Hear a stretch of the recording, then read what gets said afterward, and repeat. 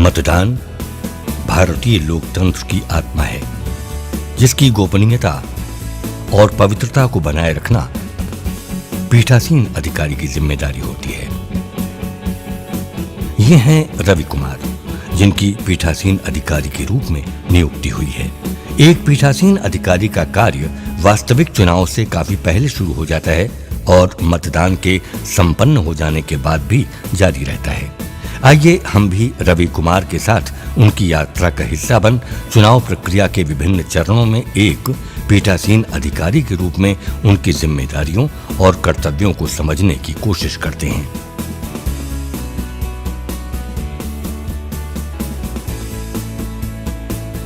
नियुक्ति होने पर चुनाव से पहले की तैयारियां। सबसे पहले प्रशिक्षण कार्यक्रम को ठीक से समझना जरूरी है, जिसमें निर्वाचन कानून, नियमावली और कार्यप्रणाली का प्रशिक्षण दिया जाएगा। साथ ही निर्वाचन ड्यूटी के दौरान अपने मतदान के अधिकारों की समझ भी अनिवार्य है। अपनी भूमिका को समझने के लिए सभी प्रशिक्षण कार्यक्रमों में भाग लेना आवश्यक है। एक पोलिंग पार्टी में एक पीठासीन अधिकारी और 3 पोलिंग अधिकारी होते हैं। सभी बुकलेट और पंफलेट को ध्यानपूर्वक पढ़ें। पोलिंग अधिकारियों का चुनाव और नियुक्ति रैंडमाइजेशन प्रक्रिया के द्वारा होती है, जिसके पहले चरण में योग्य अधिकारियों के एक डाटाबेस में से पोलिंग अधिकारियों को चुना जाता है। रैंडमाइजेशन प्रथम चरण। प्रथम चरण के पोलिंग अधिकारियों का चयन सक्षम अधिकारियों के डाटाबेस से किया जाता है। अधिकारी को निर्वाचन क्षेत्र का नाम प्रथम चरण में सूचित नहीं किया जाता, बल्कि ये बताया जाता है कि उसका प्रशिक्षण कब और कहां होगा और उसे मतदान अधिकारी या पीठासीन अधिकारी नियुक्त किया गया है। ये वो पत्र है जो रवि को मिला है। रैंडमाइजेशन द्वितीय चरण। पोलिंग पार्टी रैंडमाइजेशन के द्वितीय चरण में नियुक्त होती है। इसी दौरान निर्वाचन क्षेत्र का पता चलता है, पर सही मतदान केंद्र की जानकारी अभी भी नहीं दी जाती।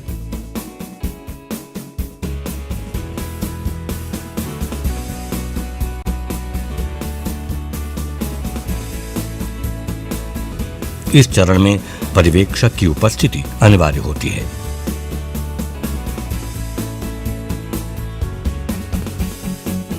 रैंडमाइजेशन तृतीय चरण। रैंडमाइजेशन का तृतीय चरण पोलिंग पार्टियों के भेजने के समय पर होता है,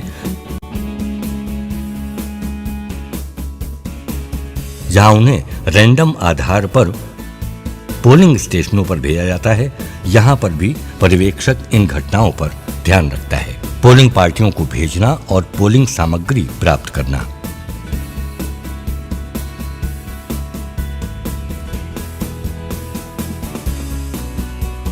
ईवीएम।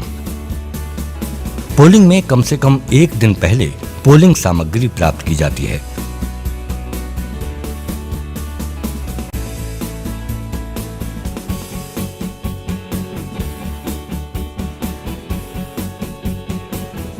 रवि और उनकी टीम को फोटो पहचान पत्र प्रदान किया जाता है। इन सामग्रियों में सबसे महत्वपूर्ण है इलेक्ट्रॉनिक वोटिंग मशीन यानी ईवीएम। इसके 2 मुख्य भाग होते हैं, बैलेट यूनिट और कंट्रोल यूनिट।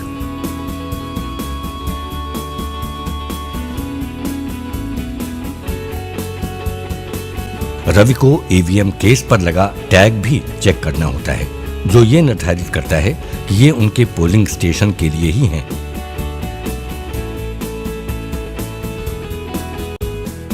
उन्हें यह भी सुनिश्चित करना होता है कि ये पूर्णतः सील है। ईवीएम के डिलीवरी के समय पीठासीन अधिकारी या पीआरओ को निर्धारित करना होता है कि ईवीएम सही से कार्य कर रही है या नहीं।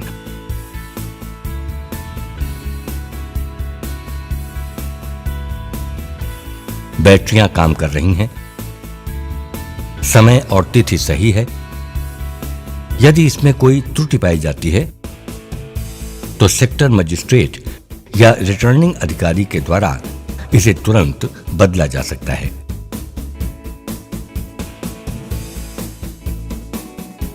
पीठासीन अधिकारी के लिए ईवीएम मशीन के डू और डोंट्स जानना आवश्यक होता है। ईवीएम डू और डोंट्स। ईवीएम केस को खोलने के लिए अनावश्यक शब्द का प्रयोग न करें, इसे तोड़े मरोड़े नहीं। ईवीएम को हीटर के पास न रखें। सीलिंग के दौरान मोम या सीलिंग वैक्स को ईवीएम पर न गिरने दें। कंट्रोल यूनिट के बैटरी या पावर पैक न निकालें। आउटर पेपर सील तब तक न निकालें जब तक कंट्रोल यूनिट काउंटिंग टेबल पर न पहुंच जाए। केबल को लगाने के लिए उल्टी दिशा से जोर न लगाएं। इंटरकनेक्टिंग केबल को निकालने के लिए बिना क्लिप दबाए उसे जोर लगाकर न खींचें। मतदाता सूची।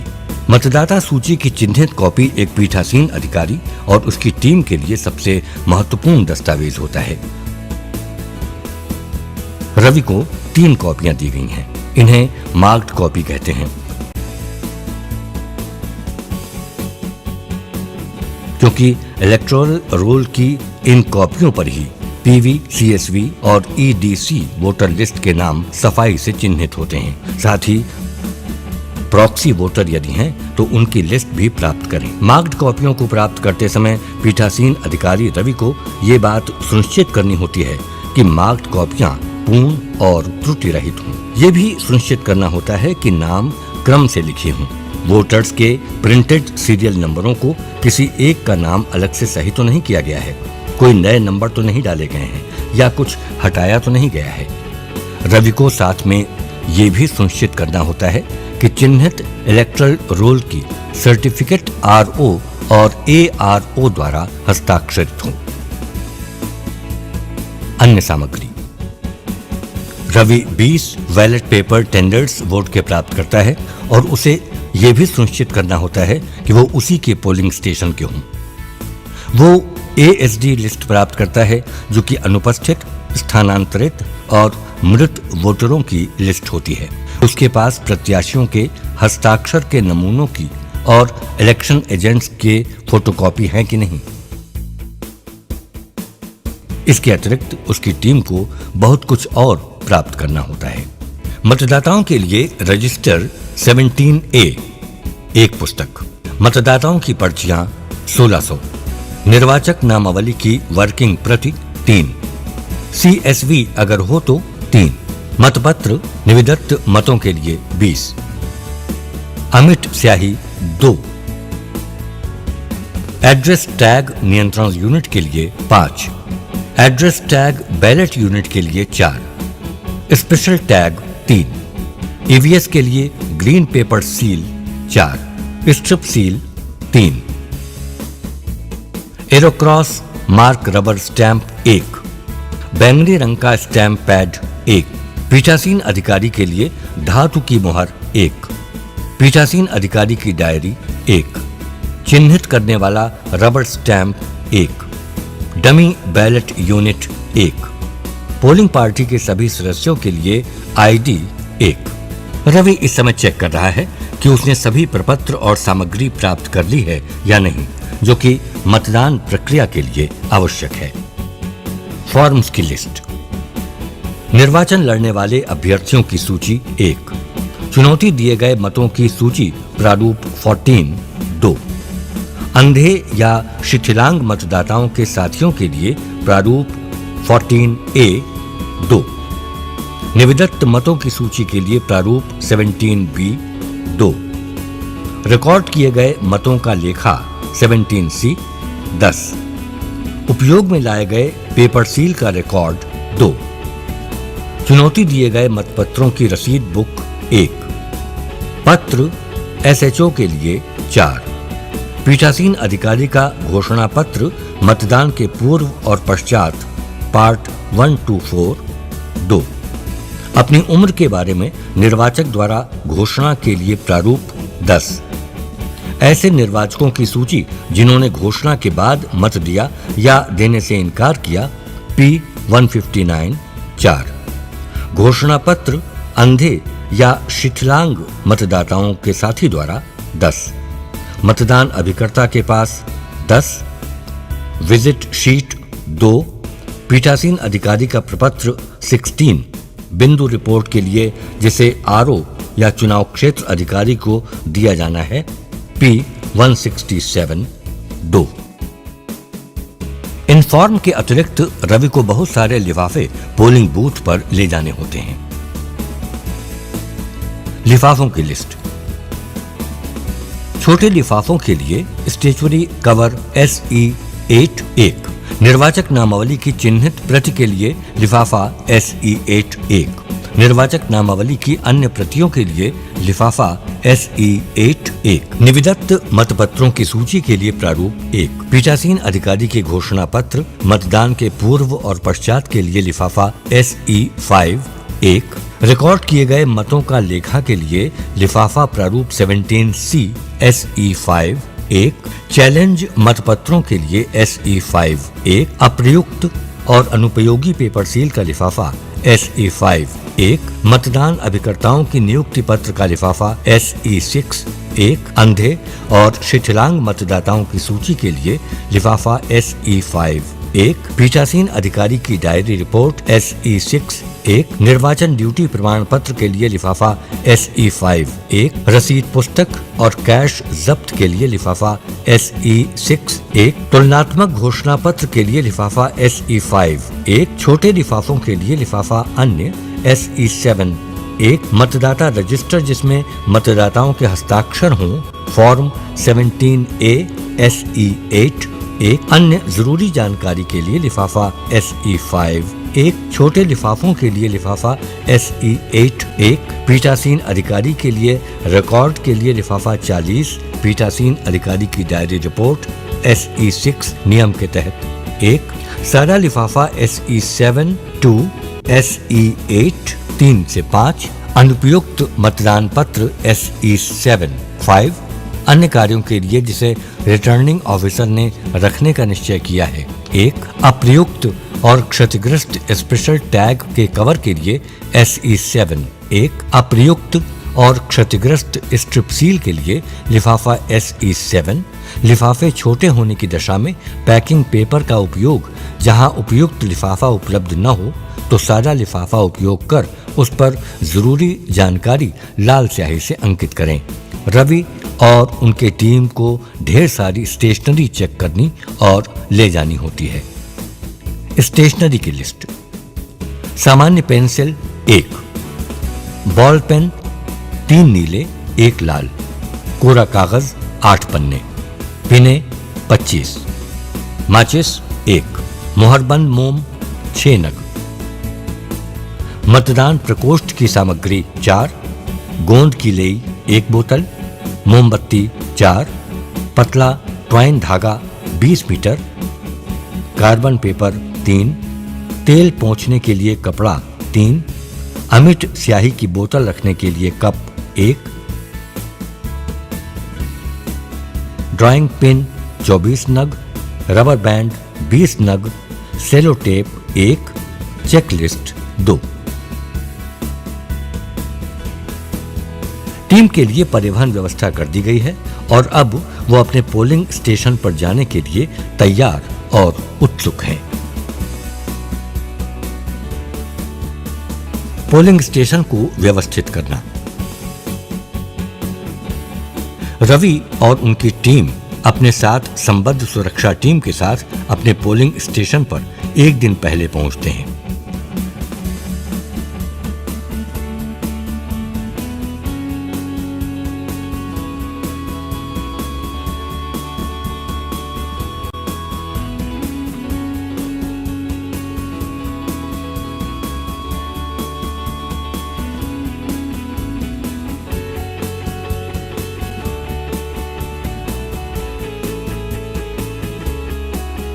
सभी पोलिंग अधिकारियों से यह अपेक्षा की जाती है कि वो अपने पोलिंग स्थल को मतदान से 2 घंटे पहले तैयार कर लें।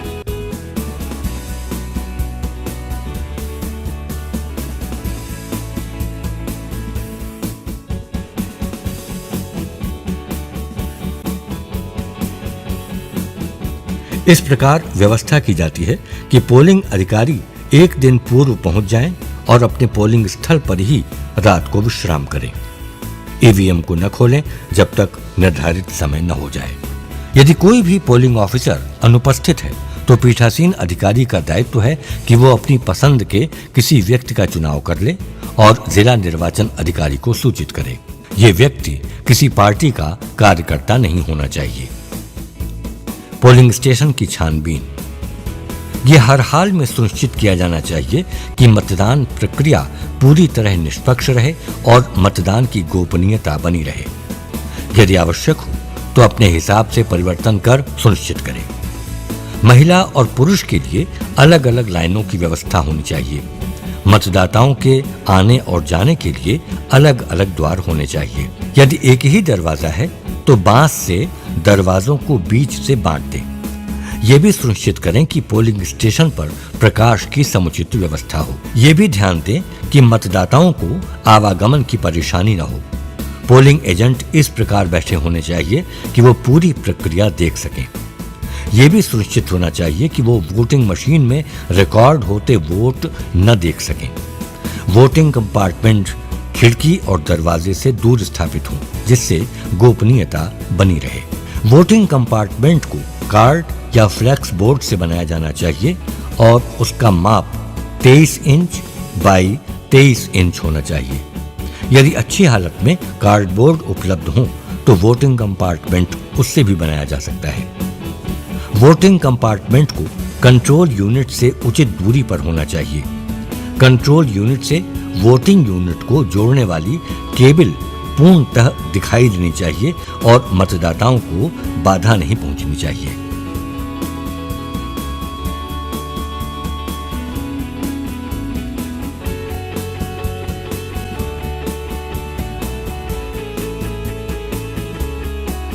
एक चुनाव प्रक्रिया के लिए वोटिंग सेंटर का मानचित्र कुछ ऐसा होना चाहिए।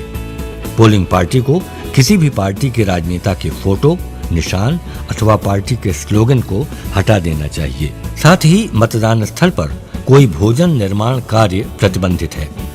सिर्फ पोलिंग सामग्री और ईवीएम को सील करने के लिए मोमबत्ती जलाए जाने की अनुमति है।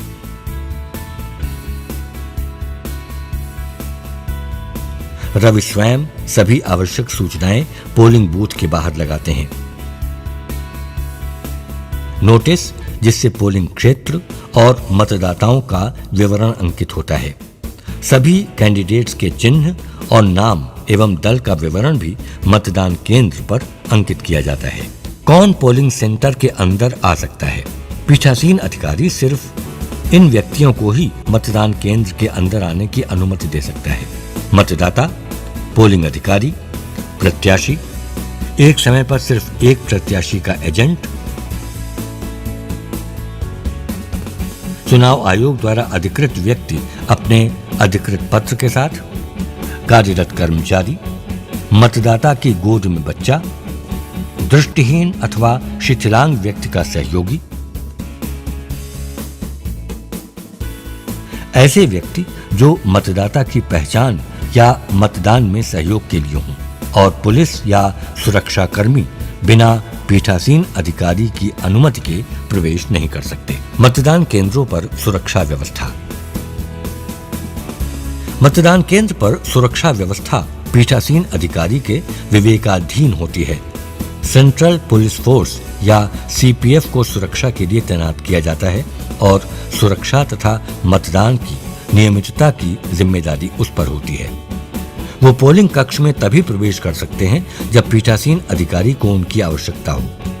पीठासीन अधिकारी को यह भी सुनिश्चित करना होता है कि पुलिस बल मतदान के पहले पोलिंग सेंटर पर पहुंच जाए। सीपीएफ के जवान पोलिंग सेंटर के दरवाजों पर तैनात होकर हर गतिविधि पर नजर रखते हैं। जैसा कि पहले बताया जा चुका है, सुरक्षा कर्मी मतदान केंद्र के अंदर प्रवेश नहीं करेंगे।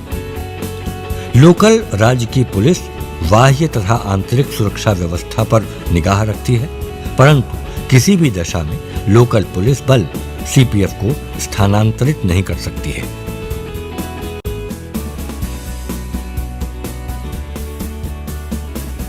सौ तथा 200 मीटर चिन्ह महत्वपूर्ण होते हैं। पीठासीन अधिकारी के लिए यह आवश्यक है कि वो मतदान केंद्र से 100 मीटर का घेराव अपने नियंत्रण में रखें और 100 मीटर के अंदर कोई भी कैंप न लगने दे। रवि ने देखा कि एक प्रत्याशी ने 100 मीटर के अंदर अपनी कैनोपी लगा रखी है, जो कि चुनाव आयोग द्वारा प्रतिबंधित है। तो सुरक्षा कर्मियों को बुलाकर उसे 200 मीटर क्षेत्र से बाहर कर दिया गया।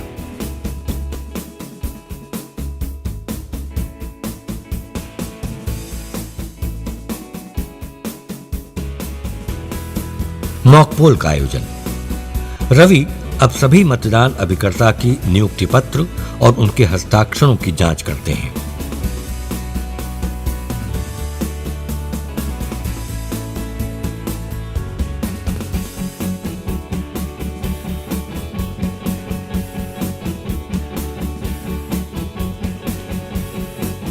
रवि मॉकपोल का आयोजन असली चुनाव से 1 घंटा पहले करते हैं। कम से कम 50 वोट रैंडम आधार पर नोटा के साथ सभी प्रत्याशियों के पोलिंग एजेंट द्वारा इस दौरान डाले जाते हैं। अगर पोलिंग एजेंटों की उपस्थिति मॉक पोल के शुरू होने के 20 मिनट के अंदर नहीं होती है, तो पीठासीन अधिकारी मतदान अधिकारी द्वारा मॉक पोल कराएंगे। अगर पोलिंग एजेंट मॉक पोल के दौरान आ जाते हैं, तो पीठासीन अधिकारी मॉक पोल प्रक्रिया को न ही रोक सकता है और न ही फिर से शुरू कर सकता है। मॉक पोल एक आवश्यक चरण होता है और पीठासीन अधिकारी को प्रमाण देना होता है कि इस दौरान ईवीएम की बैटरी और सीयू घड़ी की कार्यप्रणाली की जांच की जाती है। मॉक पोल शुरू होने से पहले क्लियर बटन और उसके उपरांत टोटल बटन दबाकर पोलिंग एजेंट को दिखाया जाता है कि ईवीएम में पहले से कोई वोट नहीं डाला गया है। उसके बाद मॉक पोल की शुरुआत सभी प्रत्याशियों के बटन और नोटा बटन दबाकर की जाती है। जब सभी प्रत्याशियों के बटन बार बार दबाए जा चुके होते हैं, फिर क्लोज बटन दबाने के बाद फिर से बैलेट बटन दबाकर यह दर्शाया जाता है कि अब कोई वोट नहीं डाला जा सकता। उसके बाद रिजल्ट बटन दबाकर सभी प्रत्याशियों का रिजल्ट एजेंटों को दिखाया जाता है।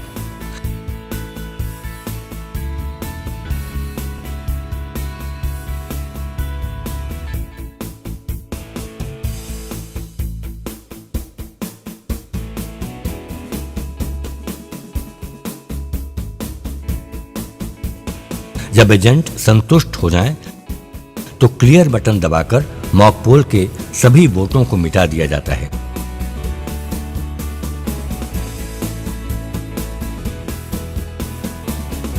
इसके उपरांत मॉक पोल का प्रमाण पत्र तैयार करना होता है और इसे पर्यवेक्षकों और एजेंटों से हस्ताक्षरित कराया जाता है।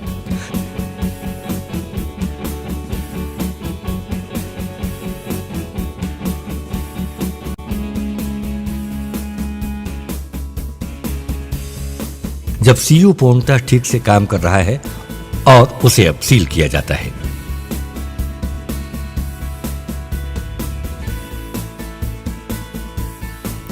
मॉक पोल के रिजल्ट को क्लियर करना न भूलें और इसका जिक्र चुनावी प्रमाण पत्र में अवश्य करें। मॉक पोल के बाद सीयू को पहले से प्रदान किए गए सील और चिन्हों से चिन्हित करके असल चुनाव के लिए तैयार करें। मतदान केंद्र के लिए दिए गए बटन पर दिए गए कागज की हरी सील को लगाएं। रिजल्ट कंपार्टमेंट को इस तरह बंद करें कि हरे सील का छोर बाहर की तरफ हो। रिजल्ट सेक्शन को कंपार्टमेंट में सील करें। स्पेशल टैग को इस तरीके से लगाएं कि क्लोज बटन अच्छी तरह से दिखाई दे।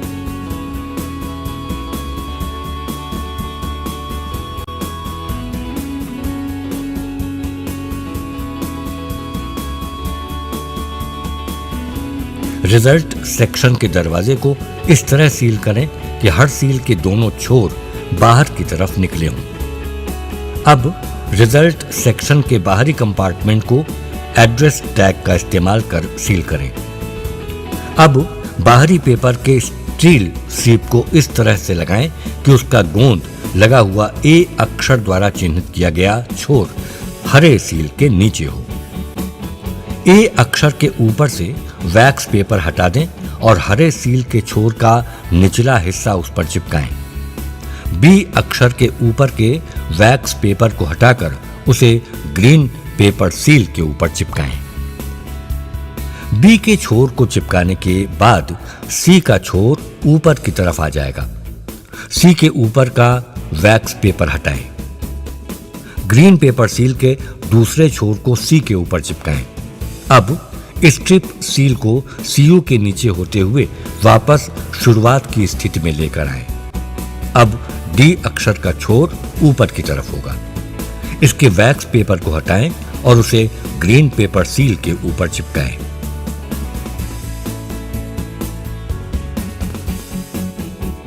कंट्रोल यूनिट अब असली चुनाव के लिए तैयार है।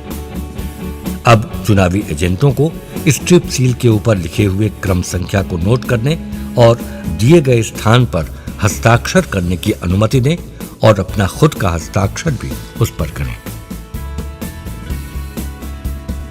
चुनाव के तुरंत पहले चुनावी क्षेत्र में बीएलओ का आगमन हो चुका है। वो वोटर लिस्ट की प्रतिलिपि जो कि चुनाव के एक हफ्ते पहले जिला प्रशासन द्वारा प्रदान की गई होती है के साथ उपस्थित होते हैं। ये सिर्फ इस संदर्भ के लिए होता है कि अगर कोई वोटर आईडी गंवा देता है या लाना भूल जाता है। चुनाव निर्धारित समय से शुरू हो जाना चाहिए, लेकिन अगर ऐसा नहीं होता तो रवि को उसके कारण पीठासीन अधिकारी की डायरी में लिखने होते हैं। पीठासीन अधिकारी को नए वोटिंग मशीन की लॉक और 3 घोषणा पत्रों को चुनाव से तुरंत पहले, चुनाव के दौरान, चुनाव के तुरंत बाद बनाना होता है।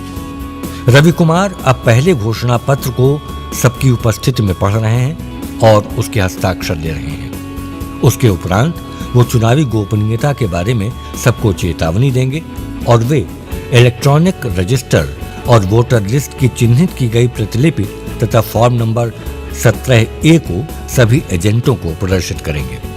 अब पोलिंग बूथ असल वोटिंग के लिए तैयार है। मतदान के दौरान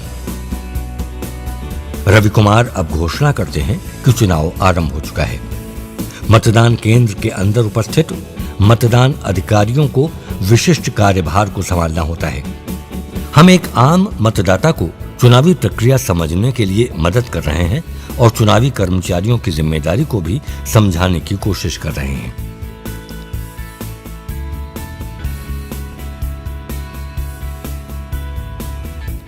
प्रथम मतदान अधिकारी, चिन्हित मतदाता लिस्ट के प्रभारी, मतदाताओं की पहचान। द्वितीय मतदान अधिकारी, अमिट स्याही का प्रयोग, मतदाता का क्रमांक मतदाता लिस्ट के अनुसार नोट करना, वोटर रजिस्टर 17A के अनुसार मतदान के क्रम में।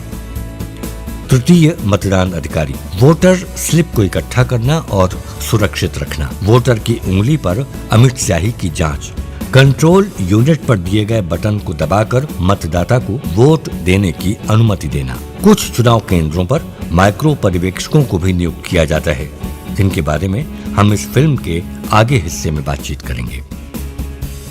चुनाव के दौरान मतदाताओं की विनियमित प्रवेश का प्रावधान करना अत्यंत आवश्यक होता है, जिसमें वरिष्ठ नागरिक, शारीरिक रूप से अक्षम,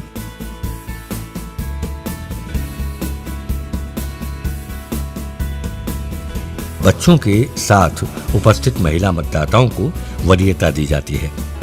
दृष्टिहीन और मूक बधिर मतदाताओं को भी वरीयता दी जाती है। रवि और उसकी टीम को सभी मतदान कक्ष में प्रवेश की अनुमति होती है। अगर बैलेट मशीन ढंग से काम नहीं कर रही है, अगर पीठासीन अधिकारी को लगता है कि कोई मतदाता वोट डालने में ज्यादा समय या कोई शरारत कर रहा है, पीठासीन अधिकारी पोलिंग एजेंटों की उपस्थिति में ही मतदान कक्ष में प्रवेश कर सकता है। एक पीठासीन अधिकारी के तौर पर उसकी जिम्मेदारी होती है कि सच्चाई एवं ईमानदारी से संपूर्ण चुनावी प्रक्रिया को पूरा कराए। इसके लिए सबसे बड़ा उपकरण पीठासीन अधिकारी की डायरी होती है कि गलत और उचित एंट्री समय समय पर करते हैं और मतदान के खत्म होने पर इंतजार नहीं करते। विशेष परिस्थितियों का नियंत्रण। मतदान के दौरान कई बार कुछ विशेष परिस्थितियां उत्पन्न हो जाती हैं, जैसे मतदाता को चुनौती, टेंडर वोट, अंधे और अशक्त मतदाता द्वारा मतदान, किसी और के स्थान पर आए मतदाता, मतदाता जिसके पास तर्जनी उंगली न हो, मतदाता जिसके दोनों हाथों में तर्जनी उंगली न हो, अवयस्क मतदाता, गोपनीयता का भंग होना, जेड कैटेगरी सुरक्षित मतदाता, एसबीजी सुरक्षित मतदाता और ईडीसी और पोस्टल बैलेट। अब हम ऐसी परिस्थितियों का परीक्षण करते हैं। विशेष परिस्थितियों का नियंत्रण। मतदाता को चुनौती। सर्वप्रथम मतदाता की पहचान पर शंका होने की स्थिति पर समस्या का निस्तारण। चलिए हम ये देखते हैं कि क्या क्या अनदेखा किया जा सकता है। अगर वोटर की पहचान कर ली जाती है तो ई रोल या ईपीआईसी में नाम, उम्र, लिंग, पता और संबंध में हुई गलतियों की अनदेखी की जा सकती है।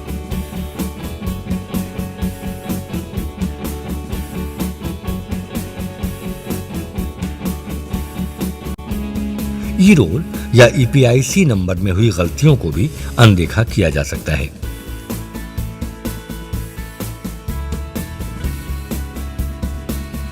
मतदाता जिसकी फोटो पहचान पत्र किसी और निर्वाचन क्षेत्र का हो को मतदान की अनुमति दी जा सकती है, बशर्ते उसका नाम उस मतदान केंद्र के ई रोल में हो। मतदान अभिकर्ता भी मतदाता की पहचान पत्र को चुनौती दे सकते हैं। उन्हें हर चुनौती पर 2 रुपए का शुल्क जमा करना होता है।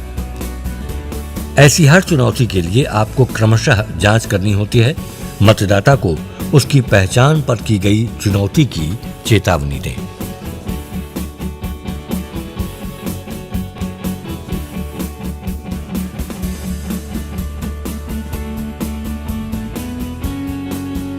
अब चुनौती दिए गए मतदाता का नाम फॉर्म 14 में अंकित करके उससे उस पर हस्ताक्षर या अंगूठा लगाने को कहें। ऐसा करने से मना करने पर उसे वोट देने से रोक दें। अब चुनौतीकर्ता को उसके पास दिए गए चुनौती पर पर्याप्त सबूत देने होते हैं। अगर वो उसमें सक्षम न हो तो चुनौती निरस्त कर दें। अगर वो सबूत दे सके तो मतदाता को उसकी चुनौती पर सफाई देने का मौका दें। अगर मतदाता अपनी पहचान साबित कर सके तो उसे मतदान करने की अनुमति दें। अगर वो पहचान साबित करने में अक्षम है तो चुनौती को सही ठहराते हुए उसे वोट न करने दें और पुलिस के हाथों सौंप दें। आप स्थानीय लोगों की मदद लेकर चुनौती की जांच कर सकते हैं और चुनौती सही साबित होने पर 2 रुपए वापस कर दें।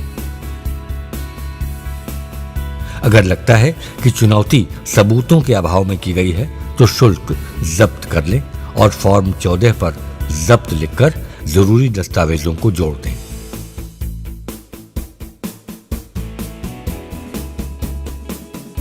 पीठासीन अधिकारी को ऐसे मतदाता की सूची बनानी होती है। टेंडर मतदान। टेंडर बैलेट पेपर उन मतदाताओं के लिए होता है जिनकी सही पहचान उनकी वोटर आईडी से कर दी गई है, लेकिन किसी और ने पहले से ही उनके नाम पर वोट डाल दिया है।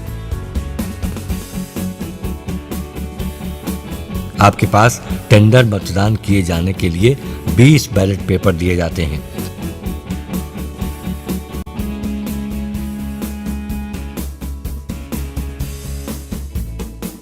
उन्हें देने से पहले उनके पीछे टेंडर बैलेट पेपर लिख दें। फॉर्म 17B पर मतदाता के हस्ताक्षर या अंगूठे का निशान लें और दिए गए सभी टेंडर बैलेट पेपर की सूची रखी जाए। रवि की देखरेख में टेंडर्ड बैलेट पेपर की कार्रवाई की जाती है। वो मतदाता को एक स्याही लगा हुआ रबर स्टैंप देता है, जिससे मतदाता अपने पसंदीदा उम्मीदवार को बैलेट पेपर पर चिन्ह लगाकर चयन करता है। वोटर उस पेपर को मोड़कर रवि के हाथों में सौंप देता है। यहाँ अंधे और अक्षम मतदाता होने पर उसके साथी को प्रवेश की अनुमति दी जाती है।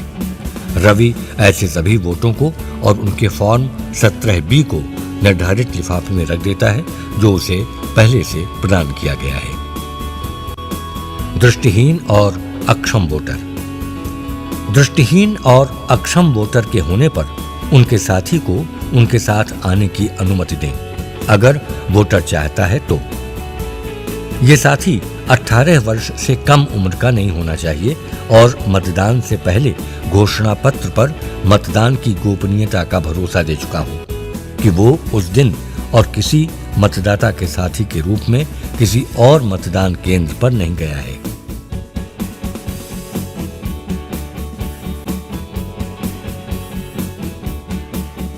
रवि कुमार को ऐसे सभी लोगों की सूची फॉर्म 14A पर बनानी होती है और मतदान ड्यूटी पर लगे स्टाफ को किसी दृष्टिहीन तथा अक्षम वोटर को साथी बनाने की अनुमति नहीं होती है। अक्षम साक्षर मतदाता फॉर्म पर अपना हस्ताक्षर करे और अशिक्षित वोटर फॉर्म पर अपने अंगूठे का निशान लगाएं। ऐसी स्थिति में जब अक्षम मतदाता अपने दोनों हाथों का इस्तेमाल नहीं कर सकते तो उनके साथी को हस्ताक्षर या अंगूठे का निशान प्रदान करना होता है। ऐसे सभी मामलों में एक नोट मतदाता रजिस्टर के टिप्पणी स्तंभ पर बनाना होता है कि अंगूठा या हस्ताक्षर मतदाता के साथी का है। पहचान रजिस्टर के आखिरी 4 अंक भी उसी स्तंभ में लिखे जाने चाहिए। वोटर जिसके बाएं हाथ में तर्जनी उंगली न हो। ऐसी स्थिति में जब वोटर के बाएं हाथ की तर्जनी उंगली न हो तो अमिट स्याही उसके बाएं हाथ के बीच की उंगली में लगाई जानी चाहिए और अधिक उंगलियां न होने पर स्याही क्रम में आई हुई अगली उंगली पर लगाई जा सकती है और उसके बाएं हाथ में कोई उंगली न होने पर स्याही उसके दाएं हाथ की तर्जनी उंगली पर लगाई जा सकती है। यदि दाएं हाथ की तर्जनी उंगली न हो तो स्याही क्रम में पहले आने वाली उंगली पर लगाई जा सकती है और यदि कोई भी उंगली न हो तो स्याही उसके बाएं या दाएं हाथ के ऊपर उपस्थित के अनुसार लगाई जानी चाहिए।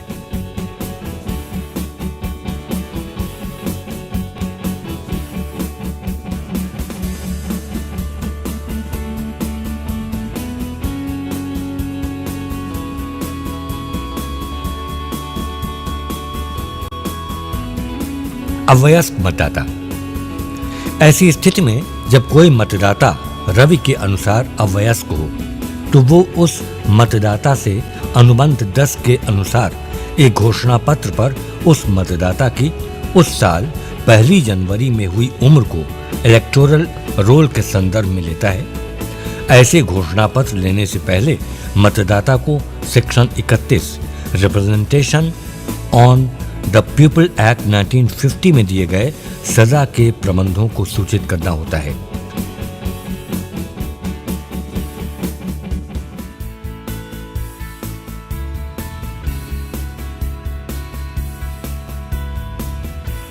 रवि को ऐसे मतदाताओं की सूची जिनसे ऐसे घोषणा पत्र लिए गए हों अनुबंध 11/1 में लेनी होती है।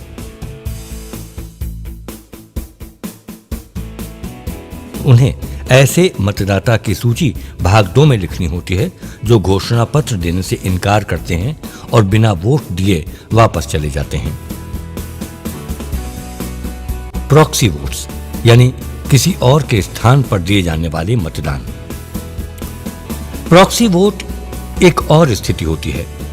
क्लासिफाइड सर्विस वोट्स CSV को अपना वोट किसी और के द्वारा जो कि पहले से ही डालने की अनुमति होती है। आपके पास प्रॉक्सी वोटरों की सूची RO द्वारा पहले ही प्रदान की जाती है। CSV की सीरियल नंबर को फॉर्म 17 के 2 स्तंभ में अंकित किया जाता है।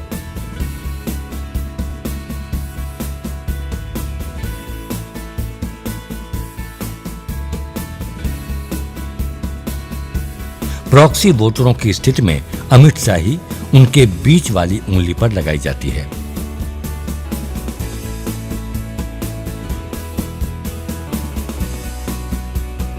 यदि उसी मतदान केंद्र पर वो खुद मतदाता है तो वो स्वयं का भी वोट डालेगा। इस बार अमिट स्याही उसकी तर्जनी में लगाई जाएगी। Z सुरक्षा की स्थिति में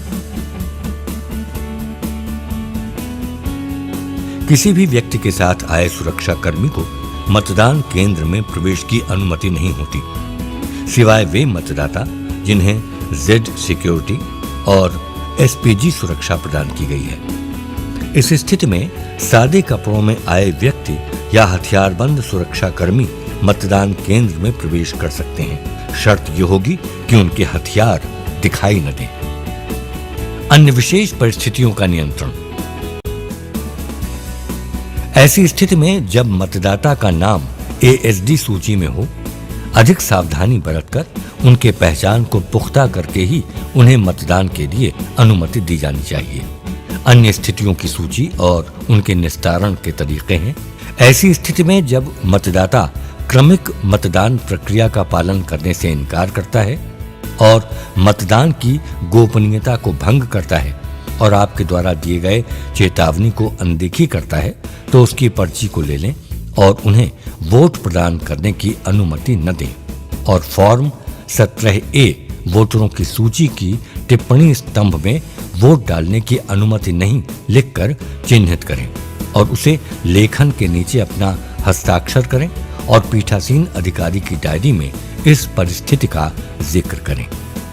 ये एक ऐसा मतदाता है जो कि अपना मतदाता सूची क्रमांक और हस्ताक्षर या अंगूठे का चिन्ह देने के बाद किसी भी प्रत्याशी को न चुनने का फैसला करता है। रवि उन्हें बदले बटन चुनकर अपने निर्णय के अनुसार किसी प्रत्याशी को न चुनकर भी अपना मतदान प्रदान करने का उपाय बताते हैं। नोटा का प्रावधान भारतीय सुप्रीम कोर्ट के अनुसार वोट न करने की गोपनीयता सुनिश्चित करने के लिए पेश की गई है।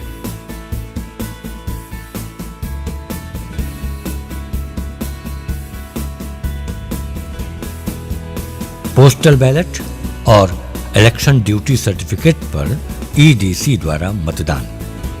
यदि सरकारी कर्मचारी जो इलेक्शन ड्यूटी पर है आमतौर पर अपने निर्वाचन क्षेत्र में ड्यूटी पर नहीं होते हैं, इस स्थिति में जब वो अपने निर्वाचन क्षेत्र जहां पर वे मतदाता के रूप में पंजीकृत हैं के बाहर इलेक्शन ड्यूटी पर होते हैं, उन्हें पोस्टल बैलेट का इस्तेमाल कर अपना मतदान करना होता है।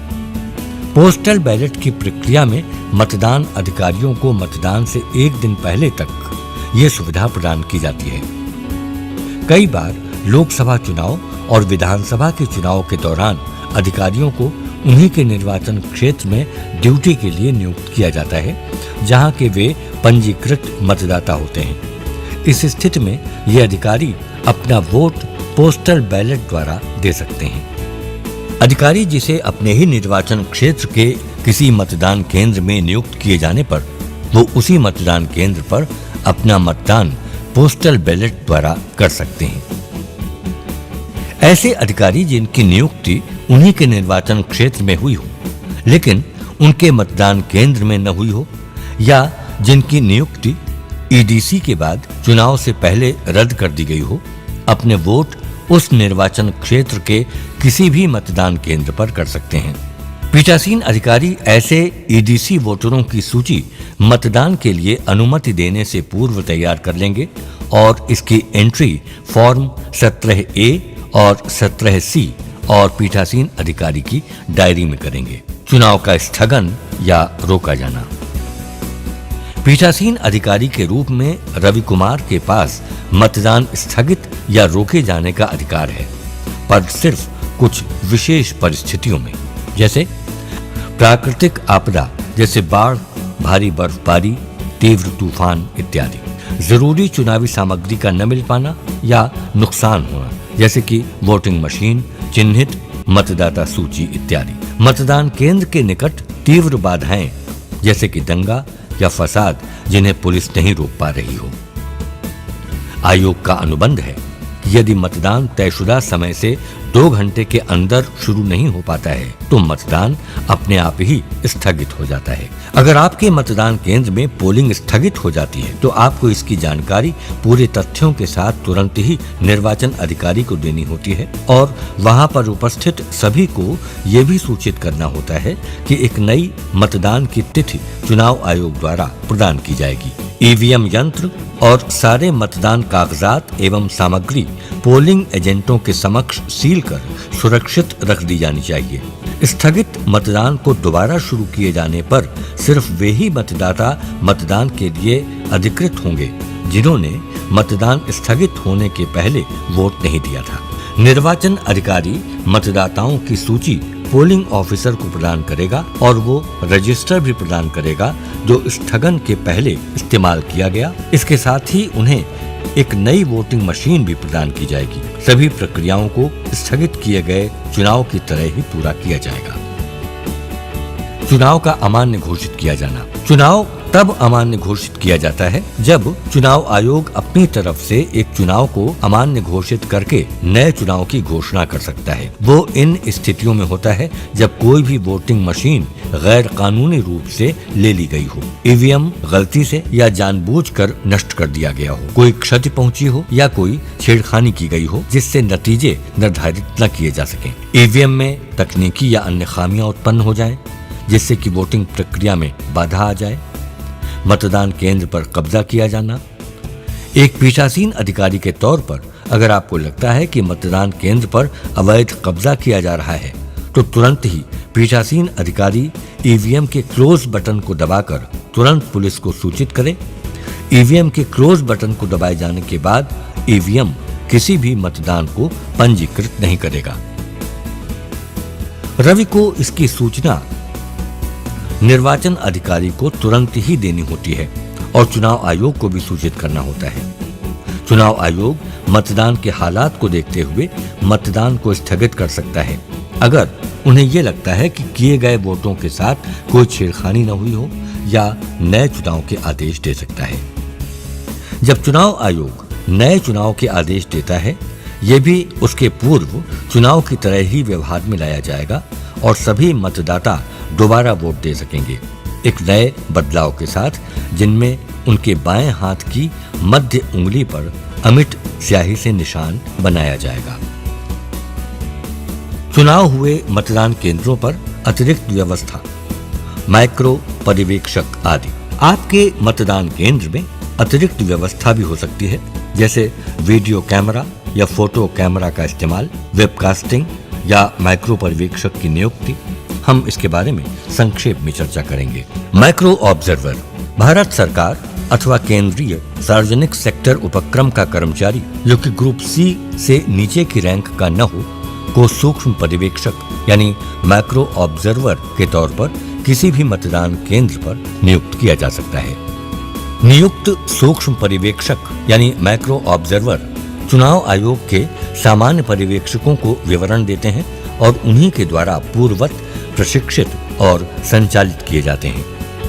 एक माइक्रो ऑब्जर्वर अपनी नियुक्ति पत्र, परिचय पत्र आदि डीईओ द्वारा प्राप्त करने के लिए प्रतिबद्ध होता है और अपने साधन से डिस्पैच सेंटर और पोलिंग टीम के साथ मतदान केंद्र तक जाने के लिए भी प्रतिबद्ध रहता है। वो मतदान केंद्र में मतदान से कम 1 घंटे या 1 दिन पहले दिए गए निर्देशानुसार पहुंचता है। रिसीव सेंटर के लिए उसकी वापसी बाकी पोलिंग टीम के सदस्यों के साथ होती है। वो भी अपने मतदान का अधिकार बैलेट पेपर अथवा ईडीसी के द्वारा अन्य मतदान अधिकारियों की तरह कर सकता है। ऐसी स्थिति में जब उनकी नियुक्ति किसी ऐसे स्थान पर होती है जहां एक से ज्यादा मतदान केंद्र हों, वो उस स्थान के सारे मतदान केंद्रों के लिए जिम्मेदार होता है और वो अपना समय इन मतदान केंद्रों के बीच बांटता है और निरंतर इनका परीक्षण करता है और अपनी उपस्थिति की जानकारी मतदान अभिकर्ताओं को देता है।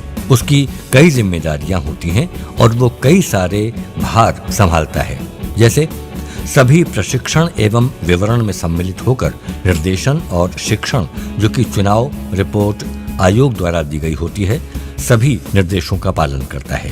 सभी संचार विवरणों को आरओ से लेता है। मतदान केंद्र की तैयारी का जायजा लेता है, जिसमें पोलिंग पार्टी के विभिन्न सदस्यों का जायजा लेना और सुरक्षा कर्मियों और वहां पर दी गई सुविधाओं तथा सामग्रियों तथा सभी तैयारियों की पूर्तियों का जायजा लेता है। मॉक पोल के दौरान चुनाव का समय और अन्य विवरणों का लेखा जोखा भी रखता है और मॉक पोल के डेटा को ठीक तरीके से मिटाए जाने और मॉक पोल के प्रमाण पत्र को ठीक से भरे जाने का विवरण असल चुनाव से पहले निरीक्षण करता है। वो चुनावी प्रत्याशियों, अभिकर्ताओं इत्यादि पर मॉक पोल और असल चुनाव के दौरान नजर रखता है। वो इस बात का भी ध्यान रखता है कि हर समय मतदान केंद्र के अंदर कम से कम एक चुनाव अधिकारी और अभिकर्ता उपस्थित हो। वो इस बात की भी निगरानी रखता है कि मतदान अभिकर्ताओं की एंट्री पास प्रक्रिया को ठीक ढंग से पालन किया जा रहा है या नहीं। वो इस बात की भी निगरानी रखता है कि मतदाताओं को मतदान देने से उनके प्रमाण पत्रों द्वारा EPIC में पहचान के लिए की गई है या नहीं। इस बात की भी निगरानी वो रखता है कि वोटर रजिस्टर फॉर्म 17A में मतदाताओं की पहचान की जानकारी सही तरीके से दी गई है। इस बात की भी जानकारी लेना अनिवार्य है और उसका कर्तव्य है कि मतदान कक्ष ठीक से रखा गया हो, जिससे कि चुनावी गोपनीयता बनी रहे। वो इस बात की निगरानी भी रखता है कि पीठासीन अधिकारी या मतदान अधिकारी मतदान कक्ष की तरफ जाकर मतदाताओं पर कोई प्रभाव तो नहीं डाल रहा है या कोई अधूरी जानकारी तो नहीं दे रहा है। वो इस बात का भी ध्यान रखता है कि ECI दिशा निर्देशों के तहत सभी कार्यों का एहतियात की तरह पालन हो रहा है या नहीं। ये देखना कि मतदान केंद्र में सेक्टर अधिकारी के द्वारा जांच हुई है या नहीं। ये देखना कि हर घंटे EVM में डाले गए मतों की संख्या और फॉर्म 17A में लिखे गए मतदाताओं की संख्या का मिलान किया गया है या नहीं। ये देखना कि मतदान अभिकर्ताओं को बैलेट यूनिट, कंट्रोल यूनिट और ग्रीन पेपर सील की क्रमांक नोट करने दिए गए हों। ये देखना कि मतदाताओं की सूची जो कि पोस्टल बैलेट और EDC के साथ दी गई थी, पीठासीन अधिकारी एवं मतदान अभिकर्ताओं के पास हो। ये तय करना कि कोई अनधिकृत व्यक्ति चुनाव के दौरान मतदान केंद्र के अंदर किसी भी समय पर उपस्थित न हो। ये देखना कि मतदाता की उंगलियों पर अमिट स्याही के निशान बाएं हाथ की तर्जनी उंगली पर ठीक ढंग से लगा हो। ये देखना कि पीठासीन अधिकारी मतदान केंद्र में घटित होने वाली घटनाओं का समय समय पर विवरण लिख रहा है। ये तय करना कि वोटिंग मशीन तथा अन्य चीजों का सील किया जाना ECI के नियमानुसार हुआ हो। ये तय करना कि फॉर्म 17C की प्रतिलिपि चुनाव की समाप्ति के बाद सभी मतदान अभिकर्ताओं को सौंपी गई हो। सभी शिकायतों का उनके तीव्रता के हिसाब से विवरण और उसे समझने की कोशिश करना। इस बात का ध्यान रखना कि किसी भी समय हुई किसी भी गड़बड़ी का मतदान के दौरान होने की जानकारी सामान्य पर्यवेक्षक तक जल्द से जल्द पहुंचा दी गई हो। चुनाव के बाद चुनाव के दौरान हुए हर घटनाक्रम की रिपोर्ट सामान्य पर्यवेक्षक को सौंपी जाए और भी कोई जिम्मेदारी चुनाव आयोग द्वारा या सामान्य पर्यवेक्षक द्वारा उन्हें दी जा सकती है। ध्यान रहे कि किसी भी कारणवश एक सूक्ष्म पर्यवेक्षक पीठासीन अधिकारी या मतदान अधिकारी का कार्य नहीं संभाल सकता। उनका काम सिर्फ ये निर्धारित करना होता है कि चुनावी प्रक्रिया स्वतंत्र और निष्पक्ष ढंग से हो रही हो और चुनाव भंग न हो रहा हो। एक मैक्रो ऑब्जर्वर एक से ज्यादा चुनावी चरणों के लिए नियुक्त किया जा सकता है। एक से ज्यादा मतदान केंद्रों पर नियुक्त होने पर वो सभी मतदान केंद्रों के प्रभारी का कार्य करता है। अगर इसके विपरीत उसे कोई निर्देश न दिया गया हो तो वो निर्वाचन क्षेत्र में नियुक्त सामान्य पर्यवेक्षक के पर्यवेक्षण में काम करता है और अपनी रिपोर्ट दिए गए प्रारूप के हिसाब से एक सील बंद लिफाफे में रखकर रिसिप्ट सेंटर को जमा करता है। माइक्रो ऑब्जर्वर को किसी भी समय हुए किसी असामान्य घटनाक्रम को जल्दी से जल्दी संचार के उपस्थित माध्यमों के द्वारा सामान्य पर्यवेक्षक को सूचना देनी होती है। एक सूक्ष्म पर्यवेक्षक की जरूरत चुनाव के बाद हो रहे समीक्षा के बाद भी होती है, जिससे कि वो सामान्य पर्यवेक्षक को इस विषय में राय बता सके। इस दौरान उसके द्वारा बनाई गई रिपोर्ट भी मान्य होती है। PRO और मतदान अधिकारियों से अपेक्षित होता है कि वो सूक्ष्म पर्यवेक्षक यानी मैक्रो ऑब्जर्वर को अपने सभी कर्तव्य को पूरा करने में पूर्ण सहयोग करेंगे। सूक्ष्म पर्यवेक्षक की रिपोर्ट का प्रारूप। क्या मॉक पोल सूक्ष्म पर्यवेक्षक की देखरेख में हुए हैं या नहीं? क्या मॉक पोल का डेटा बैलेट यूनिट से क्लियर करने के बाद EVM में संख्या मॉक पोल के बाद असल चुनाव से पहले शून्य कर दी गई या नहीं? हर राजनीतिक पार्टी के कितने मतदान अभिकर्ता मॉक पोल के दौरान उपस्थित थे? क्या किसी भी समय एक ही पार्टी के एक से अधिक मतदान अभिकर्ता मतदान केंद्र में प्रस्तुत रहे? क्या मतदान अभिकर्ता को ग्रीन पेपर सील CVU और बैलेट यूनिट की सील नोट करने को दी गई है या नहीं? क्या एंट्री पास सिस्टम ठीक से लागू किया गया और क्या किसी भी समय मतदान केंद्र के अंदर अनधिकृत रूप से कोई उपस्थित रहा? क्या अमिट स्याही से बाएं हाथ की तर्जनी पर ढंग से स्याही लगाई गई? क्या पहचान पत्र की जानकारी को समय समय पर वोटर रजिस्टर फॉर्म 17A में लिखा गया? क्या पोस्टल बैलेट द्वारा वोट करने की आज्ञा मिले मतदाताओं की सूची पीठासीन अधिकारी और मतदान अभिकर्ता के पास थी? और क्या पोस्टल बैलेट द्वारा वोट करने की अनुमति प्राप्त व्यक्ति स्वयं मतदान करने आया? और क्या किसी भी व्यक्ति के ईडीसी का प्रयोग करके मतदान किया? क्या पीठासीन अधिकारी अपनी डायरी पर समय समय पर हो रहे घटनाक्रमों के बारे में जानकारी तुरंत लिख रहा था? क्या पीठासीन अधिकारी या मतदान अधिकारी मतदान कंपार्टमेंट की तरफ जाकर कोई अमान्य सूचना तो नहीं दे रहे थे? क्या मतदाताओं की समीक्षा अनुपस्थित होने पर, बदलने पर और नए प्रतिलिपि आने पर सावधानी से पीठासीन अधिकारी ने ईसीआई दिशा निर्देशों की अनुरूपता से किया? क्या मतदाताओं के खाते की प्रतिलिपि जो फॉर्म 17 में लिखी गई है, मतदान अभिकर्ताओं को प्रदान कर दी गई है? क्या मतदान कंपार्टमेंट ढंग से बनाया गया था जिससे कि मतदान की गोपनीयता बनी रहे? क्या निर्देशों के अनुसार वोटिंग मशीन को सील किया गया?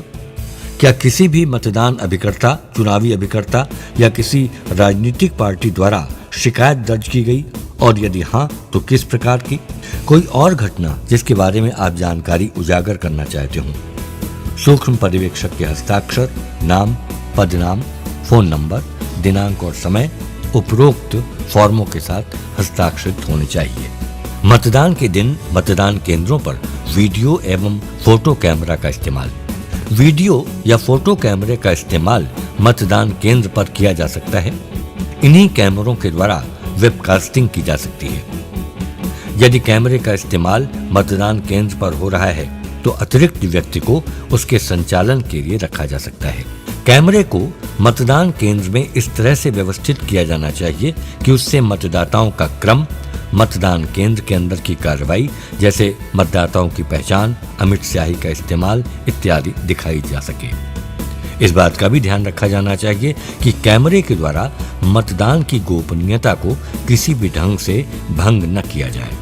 कैमरे द्वारा क्या रिकॉर्ड किया जा सकता है? वीडियोग्राफर या फोटोग्राफर को निश्चित करना होता है कि आवश्यक घटनाक्रम जैसे मॉक पोल, ईवीएम की सीलिंग, ईवीएम की सील पर मतदान अभिकर्ताओं के हस्ताक्षर इत्यादि सही ढंग से रिकॉर्ड हों। मतदान केंद्र में किसी भी प्रतिकूल घटना का होना भी रिकॉर्ड किया जाना चाहिए। विशेष रूप से इन चीजों को अवश्य रिकॉर्ड करना चाहिए।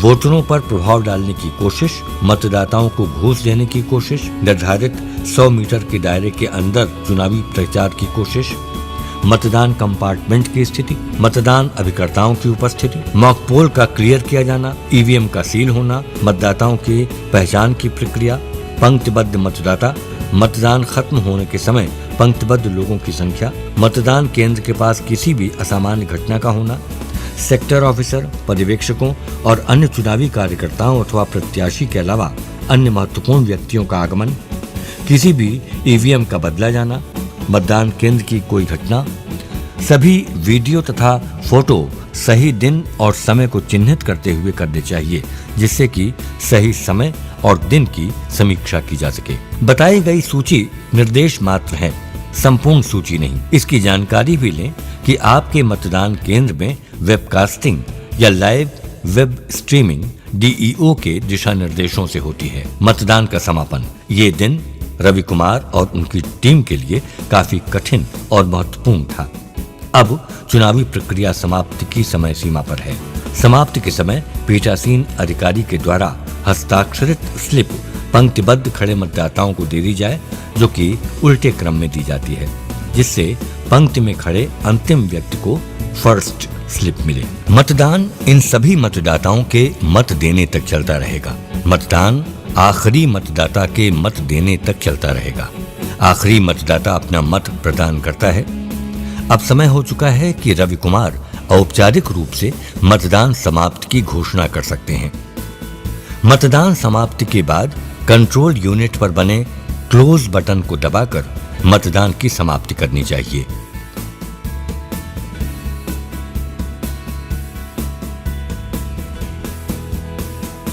क्लोज बटन के कैच को उसके स्थान पर दोबारा लगा दें। CU का निचला कंपार्टमेंट बोलकर CU को ऑफ कर दें, केबल को हटा दें। अब CU और BU को उनके डिब्बों में बंद कर दें।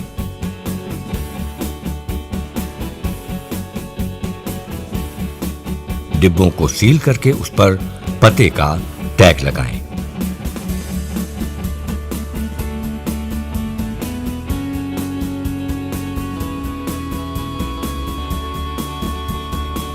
रवि अब कुल वोटों की सूचना फॉर्म 17C के प्रथम भाग में सूचित करेंगे। ईवीएम में पड़े हुए कुल वोटों की संख्या वोटर रजिस्टर 17A में लिखे गए लोगों की संख्या में से मतदान से वंचित लोगों की संख्या को घटाकर शेष के बराबर होनी चाहिए। ये भी सुनिश्चित करें कि दिए गए और इस्तेमाल किए गए हरे पेपर सील का सीरियल नंबर और संख्या को ठीक से फॉर्म 17C में कोट करें। ध्यान दें कि आपको हरे पेपर सील की जानकारी देनी है, न कि बाहर इस्तेमाल किए गए स्ट्रिप सील की, जिसमें ABCD अंकित है। पीठासीन अधिकारी की डायरी में भी इन सभी जानकारियों को आना चाहिए, जिससे हरे पेपर सील और बाहरी स्ट्रिप सील दोनों की जानकारी सम्मिलित है। पीठासीन अधिकारी की डायरी में ऐसे ही साथ में दिए गए स्पेशल टैग, जिसका इस्तेमाल क्लोज बटन कंपार्टमेंट को सील करने में इस्तेमाल किया गया हो, की जानकारी देनी होती है।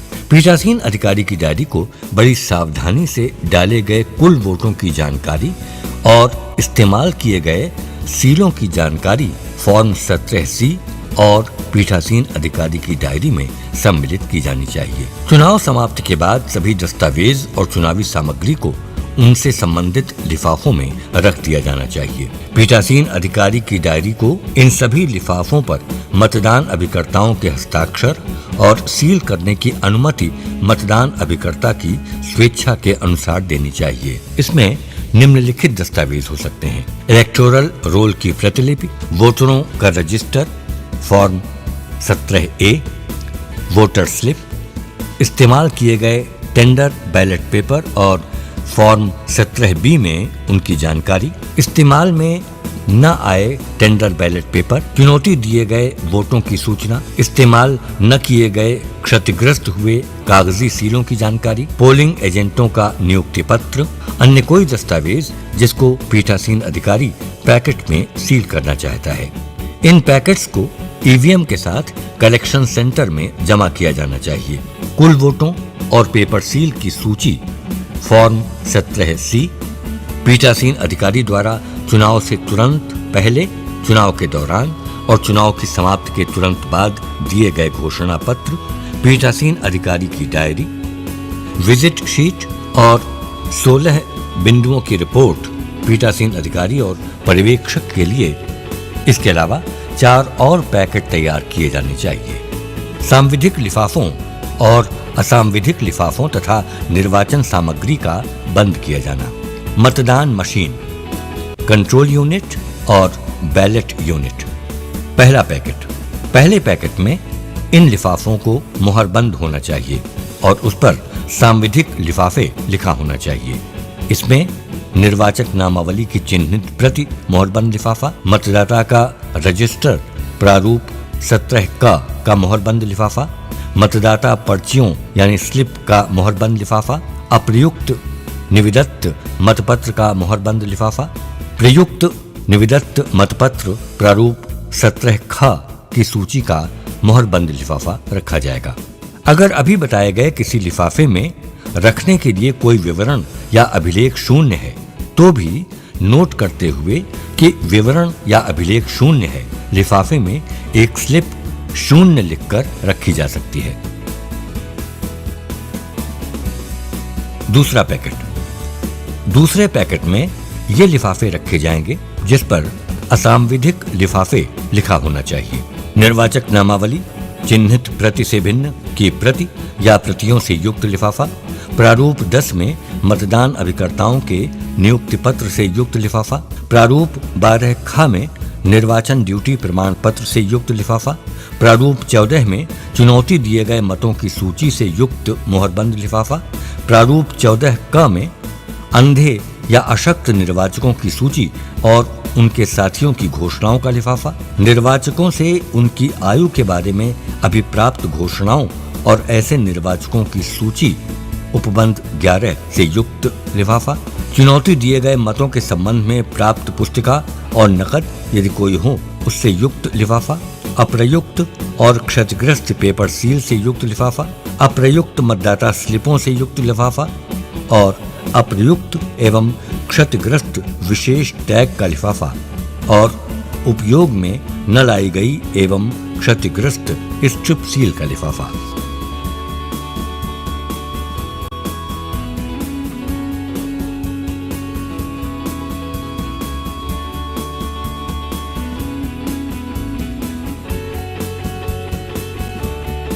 पैकेट 3 अन्य विविध वस्तुओं के लिए होता है, जिसमें पीठासीन अधिकारी की पुस्तिका हो, ईवीएम की संचालन पुस्तिका हो, अमिट स्याही के सेट जिसके ढक्कन को अच्छे से सील किया गया हो, स्टाम्प पैड, पीठासीन अधिकारी की धातु की सील, तीर के निशान वाला रबर स्टैम्प और कप जिसमें अमिट स्याही रखी जाती हो।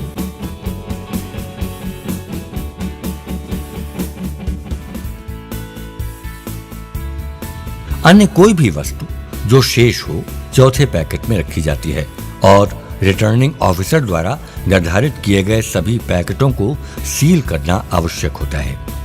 चुनावी वस्तुओं को पैक करते समय कृपया इन बातों का ध्यान रखें। सभी छोटे पैकेट जो स्टैट्यूटरी कवर में रखे गए हों को अलग से सील करना अत्यधिक आवश्यक है। स्टैट्यूटरी कवर के लिए कवर में सभी सामग्री को और कलेक्शन सेंटर में पहुंचने पर उसकी जांच करने के बाद उसे सील करें। अब हम की गई चीजों की पुनरावृत्ति करते हैं। पहले ईवीएम के साथ जमा किए जाने वाले 4 कवर्स को तैयार करें। कुल वोटों और पेपर सील की सूची फॉर्म 17C। पीठासीन अधिकारी द्वारा चुनाव के तुरंत पहले, चुनाव के दौरान और चुनाव की समाप्ति के तुरंत बाद दिए गए घोषणा पत्र, पीठासीन अधिकारी की डायरी, विजिट शीट और 16 बिंदुओं वाली रिपोर्ट रिटर्निंग ऑफिसर और पर्यवेक्षक के लिए। इसके अलावा 4 और पैकेट्स मतदान केंद्र पर बनाए, उन्हें भी कलेक्शन सेंटर पर जमा करना होता है। ये हैं पैकेट फर्स्ट जिस पर स्टैट्यूटरी कवर्स लिखा हो, पैकेट सेकंड जिस पर नॉन स्टैट्यूटरी कवर लिखा हो, पैकेट थर्ड जिसमें पीठासीन अधिकारी की पुस्तिका और अन्य विभिन्न वस्तुएं हों और पैकेट 4 जिसमें अन्य शेष सामग्री हो। अब कलेक्शन सेंटर की तरफ। अब रवि कुमार और उनके साथी अधिकारियों को कलेक्शन सेंटर पर सुरक्षा कर्मियों की देखरेख में पहुंचाया जाता है। ईवीएम और अन्य कागजात बिना किसी विलंब के पहुंचाए जाने चाहिए। किसी भी देरी पर चुनाव आयोग अनुशासनात्मक कार्रवाई कर सकती है। रवि कुमार को कलेक्शन सेंटर पर इंचार्ज ऑफिसर को 13 वस्तुएं जमा करनी होती हैं। ठीक तरह से सील किए गए वोटिंग मशीन के कंट्रोल यूनिट और बैलेट यूनिट उनके डिब्बों के अंदर पैक किए हुए, कुल वोटों और पेपर सील की सूची फॉर्म 17C का कवर जिस पर पीठासीन अधिकारी द्वारा चुनाव से तुरंत पहले, चुनाव के दौरान और चुनाव के तुरंत बाद दिए गए घोषणा पत्र हों, पीठासीन अधिकारी की पुस्तिका और अन्य विविध वस्तुओं से भरा कवर, विजिट शीट और 16 बिंदुओं वाली रिपोर्ट रखा हुआ कवर। पहला स्टैट्यूटरी कवर्स का सील्ड पैकेट, दूसरा नॉन स्टैट्यूटरी कवर का सील्ड पैकेट, तीसरा विविध वस्तुओं का पैकेट और चौथा अन्य सभी वस्तुओं से रखा गया पैकेट 17B को भरने में अतिरिक्त सावधानी बरतें।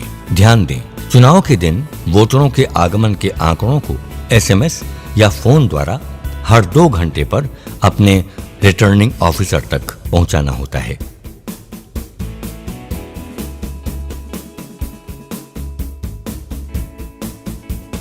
समाप्ति।